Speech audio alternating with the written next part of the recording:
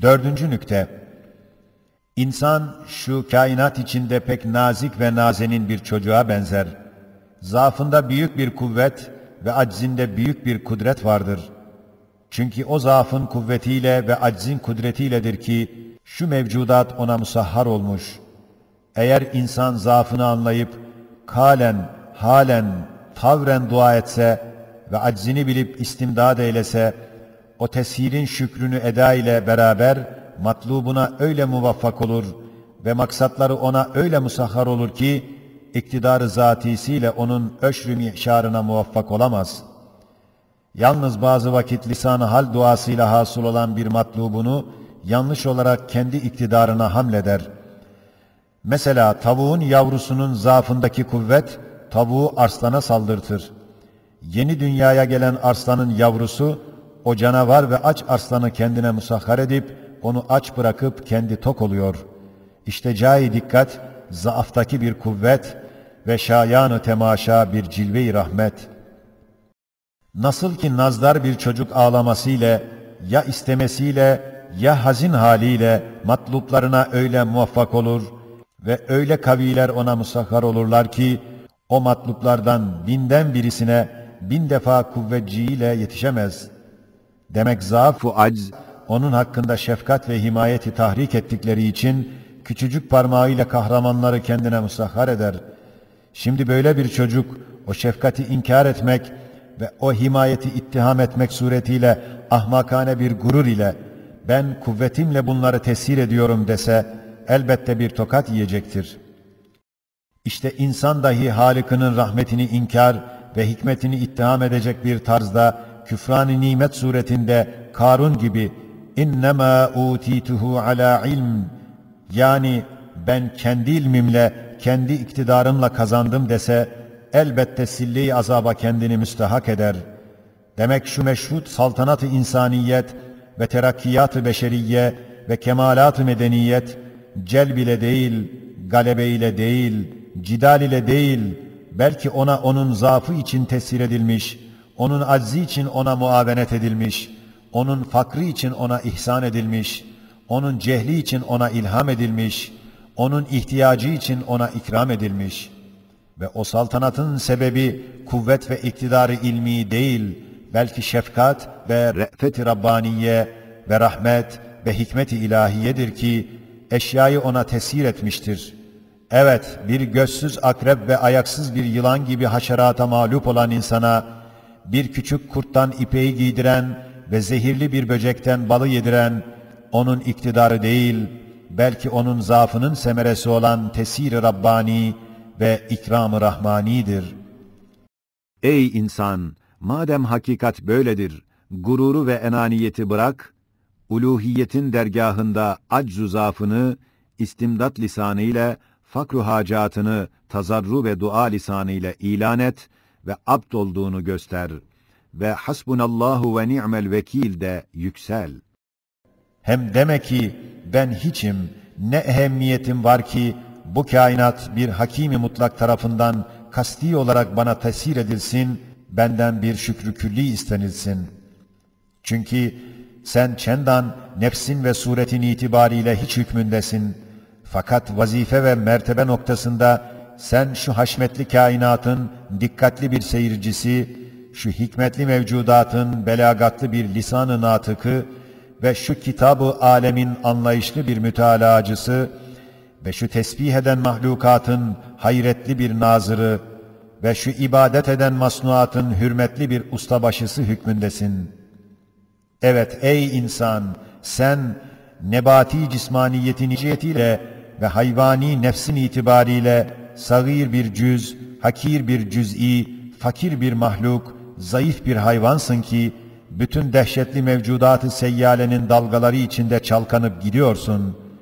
Fakat muhabbet-i ilahiyenin ziyasını tazammun eden, imanın nuruyla münevver olan İslamiyet'in terbiyesiyle tekemmül edip, insaniyet cihetinde, abdiyetin içinde bir sultansın ve cüz'iyetin içinde bir küllisin, küçüklüğün içinde bir alemsin ve hakaretin içinde öyle makamın büyük ve daire-i nezaretin geniş bir nazırsın ki diyebilirsin, benim Rabb-ı Rahim'im dünyayı bana bir hane yaptı, ay ve güneşi o haneme bir lamba ve baharı bir deste gül ve yazı bir sofrayı nimet ve hayvanı bana hizmetkar yaptı ve nebatatı o hanemin zinetli levazımatı yapmıştır. Netice-i kelam, sen eğer nefis ve şeytanı dinlersen esfel-i safiliğine düşersin. Eğer hak ve Kur'an'ı dinlersen âlâ-i illiyine çıkar, kainatın bir güzel takvimi olursun. 5. nükte. İnsan şu dünyaya bir memur ve misafir olarak gönderilmiş, çok ehemmiyetli istidat ona verilmiş ve o istidadata göre ehemmiyetli vazifeler tevdi edilmiş ve insanı o gayeye ve o vazifelere çalıştırmak için şiddetli teşvikler ve dehşetli tehditler edilmiş. Başka yerde izah ettiğimiz vazife-i insaniyetin ve ubudiyetin esasatını şurada icmal edeceğiz. Ta ki ahsen-i takvim sırrı anlaşılsın. İşte insan şu kainata geldikten sonra iki cihet ile ubudiyeti var. Bir ciheti gayibane bir surette bir ubudiyeti, bir tefekkürü var. Diğeri hazırane, muhataba suretinde bir ubudiyeti, bir münacatı vardır.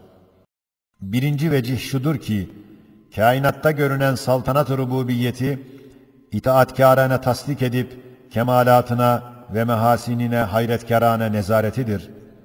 Sonra, Esma-i Kutsiye-i İlahiye'nin nukuşlarından ibaret olan bedi sanatları, birbirinin nazar-ı ibretlerine gösterip, dellallık ve ilancılıktır. Sonra, her biri birer gizli hazine-i maneviye hükmünde olan Esma-i Rabbaniye'nin cevherlerini idrak terazisiyle tartmak, kalbin kıymet şinaslığı ile takdirkârane kıymet vermektir. Sonra, kalem-i kudretin mektubatı hükmünde olan mevcudat sayfelerini, arz ve sema yapraklarını müteala edip, hayretkârane tefekkürdür.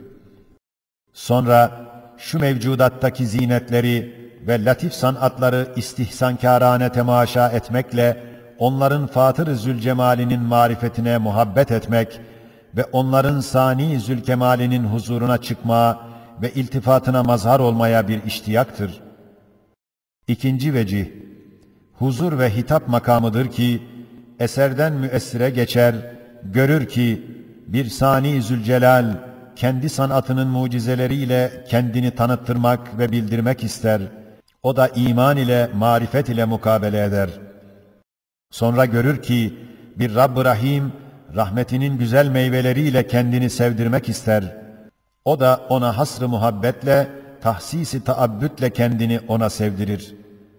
Sonra görüyor ki, bir mün'im-i kerim, maddi ve manevi nimetlerin lezizleriyle onu perverde ediyor. O da ona mukabil, fiiliyle, haliyle, kaliyle, hatta elinden gelse bütün hasseleriyle, cihazatıyla şükür ve hamdü sena eder. Sonra görüyor ki, bir celil-i cemil, şu mevcudatın aynelerinde kibriya ve kemalini ve celal ve cemalini izhar edip, nazar-ı dikkati celbediyor. O da ona mukabil, Allahu Ekber, Sübhanallah deyip, mahviyet içinde hayret ve muhabbet ile secde eder. Sonra görüyor ki, bir gani-i mutlak, bir sehavet-i mutlak içinde nihayetsiz servetini, hazinelerini gösteriyor. O da ona mukabil, tazim ve sena içinde kemali iftikar ile sual eder ve ister. Sonra görüyor ki, o Fatır-ı Zülcelal, yeryüzünü bir sergi hükmünde yapmış, bütün antika sanatlarını orada teşhir ediyor. O da ona mukabil maşallah diyerek takdir ile, barekallah diyerek tahsin ile, Sübhanallah diyerek hayret ile, Allahu Ekber diyerek istihsan ile mukabele eder. Sonra görüyor ki, bir vahid-i ehad, şu kainat sarayında taklit edilmez sikkeleriyle, ona mahsus hatemleriyle, ona münhasır turralarıyla, ona has fermanlarıyla bütün mevcudata damgayı vahdet koyuyor ve tevhidin ayatını nakşediyor ve afak-ı alemin aktarında vahdaniyetin bayrağını dikiyor ve rububiyetini ilan ediyor.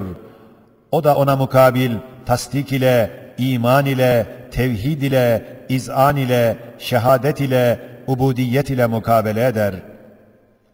İşte bu çeşit ibadat ve tefekküratla hakiki insan olur. ahsen-i takvimde olduğunu gösterir. İmanın yümniyle emanete layık, emin bir halife-i arz olur. Ey ahsen-i takvimde yaratılan ve sui ihtiyariyle esfel-i safilin tarafına giden insanı gafil, beni dinle, ben de senin gibi gençlik sarhoşluğuyla gaflet içinde dünyayı hoş ve güzel gördüğüm halde, gençlik sarhoşluğundan ihtiyarlık sabahında ayıldığım dakikada, o güzel zannettiğim ahirete müteveccih olmayan dünyanın yüzünü nasıl çirkin gördüğümü ve ahirete bakan hakiki yüzü ne kadar güzel olduğunu, 17. sözün 2. makamının 219-220. sayfelerinde yazılan 2 levha-i hakikate bak, sen de gör. 1. levha, ehli dalalet gibi fakat sarhoş olmadan gaflet perdesiyle eskiden gördüğüm ehli gaflet dünyasının hakikatını tasvir eder. 2. levha, ehli hidayet ve huzurun hakikati dünyalarına işaret eder. Eskiden ne tarzda yazılmış, o tarzda bıraktım, şiire benzer fakat şiir değillerdir. Subhaneke la ilme lena illa ma allamtena inneke entel alimul hakim. Rabbi şrah li sadri ve yessir li emri vahlul ukdeten min lisani yefkahu kavli. Allahümme salli ve sellim ale'z-zâtil Muhammediyyetil latifetil ahadiyye şems-i semâil esrar ve mazharil envar ve merkezi medâril celal ve kutbi felekil cemal. Allahümme bisirrihi ledeyk ve biseyrihi ileyk amin havfi ve akil utrati ve ezhib huzni ve hirsi ve kulli ve hudni ileyke minni وارزقني الفناء عني ولا تجعلني مفتونا بنفسي محجوبا بحسي واكشف لي عن كل سر مكتوم يا حي يا قيوم يا حي يا قيوم يا حي يا قيوم وارحمني وارحم رفقائي وارحم أهل الإيمان والقرآن آمين يا أرحم الراحمين ويا أكرم الأكرمين وآخر دعواهم أن الحمد لله رب العالمين.